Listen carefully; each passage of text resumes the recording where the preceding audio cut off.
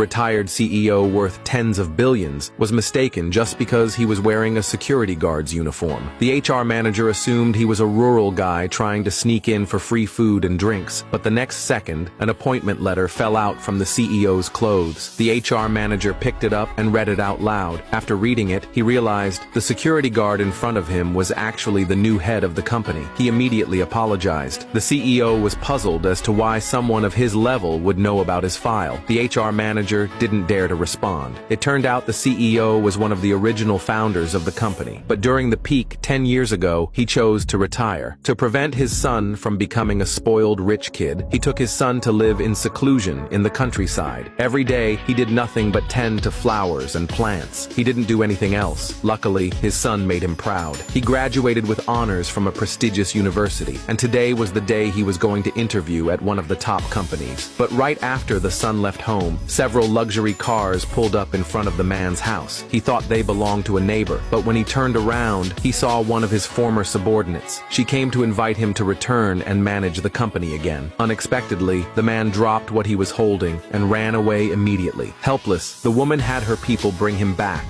and get him into the car. Meanwhile, the man's son had just arrived at the company entrance and saw his neighbor uncle working as a security guard there. As he went up to greet him, the car carrying his father also returned to the company. The son looked on enviously as the luxury car drove in. He asked his uncle who was in the car. The uncle said he didn't know, but if the chairman was greeting them personally, then that person must have serious background. Little did they know, the person with background they were talking about was the man himself. The man had just entered the meeting room and received a warm welcome, but the man wasn't pleased. He said he'd been retired for over 10 years, so what was the point of dragging him back here? The chairman told all the subordinates to leave, leaving only the general manager behind. The man asked why they needed him back if the younger general manager was doing well. The chairman explained helplessly that they were facing their strongest competitor yet. A genius had emerged from the rival company, trying to take over their market share, but now he was old, and the young GM lacked experience. So they had no choice but to ask the man for help. Since the man still owed the chairman a favor, he had no choice but to agree. Knowing that his son wasn't recruited by them intentionally, the man finally felt at ease. The chairman said they arranged a welcome banquet for him downstairs. He invited the man to join the meal. At that moment, the HR manager came to ask the GM to interview some new hires. The GM said he had no time and told him to handle it himself. Just then, the man's son also walked into the interview room. But as everyone sat down to begin, one of the applicants told the boy to leave and close the door. The boy said he was also there to interview for the business secretary position, but seeing how plainly he was dressed, everyone thought he was joking. Just as the boy began introducing himself, the GM pushed open the door with some others. He wanted to show the man the new employees and hear his thoughts, but the man refused. He even said that playing these fake games was less important than just letting him eat. The man's son heard his father's voice and casually remarked that it sounded a lot like his dad. Everyone laughed at him, saying he was being delusional. The HR manager asked the chairman what to do. Unexpectedly, the chairman said, since they're all joining anyway, let's all go downstairs and eat together. So the new hires followed them to the banquet hall downstairs. One chubby guy walked over and greeted his uncle. That uncle was a section chief in the company, and the chubby guy got in thanks to his referral. Seeing the boy's face behind him, the section chief asked about the boy's father. The boy said his dad was retired, but then the boy suddenly heard his father's voice. He turned around and saw his dad walking in, wearing a security uniform. Everyone started laughing at the boy. They joked that this must be why he didn't even have proper interview clothes. The boy was completely humiliated. His father walked over and asked what they were talking about. The boy asked his dad why he was even here. He said he was invited, and the uniform was something he was forced to wear, but no one believed him. They all thought he was lying. Just then, the HR manager came over and asked why a security guard was in the banquet hall, told him to leave immediately. Everyone around was just waiting to see a joke play out. The boy, ashamed, wanted to leave, but his father had no intention of leaving. Then the HR manager said the only reason the boy even had this job was because of his connections, so he should stay out of these petty matters. He told the boy to go inside and network with other new hires, and told the boy's security guard dad to leave at once. Just because of the uniform, the man was judged as a poor nobody. He found the whole thing a bit ridiculous. Somehow, Somehow, the appointment letter slipped from his pocket and landed on the floor. The HR manager picked it up and looked. He discovered that this security guard was actually the company's new executive. He had no choice but to apologize over and over. At that moment, the man's neighbor saw the HR manager getting scolded by the man. He quickly stepped up and apologized to the HR manager on the man's behalf. He said, "That's my buddy. He just talks a little rough," told the HR manager not to take it personally. The reason he did that was because he had no idea about the man's true identity, and the man didn't expose him either. He just stood by, smiling quietly at him. Soon, the banquet began. The boy saw his dad and uncle walk in. He was a little surprised. Then the company's female vice president came over to greet the man. The new co-workers wondered if the boy's family had some connection with the VP. The boy said he didn't know her, but his dad said she used to carry him when he was a baby. Even the uncle said he remembered her, but the boy awkwardly stopped them. He thought both his dad and uncle were obviously lying.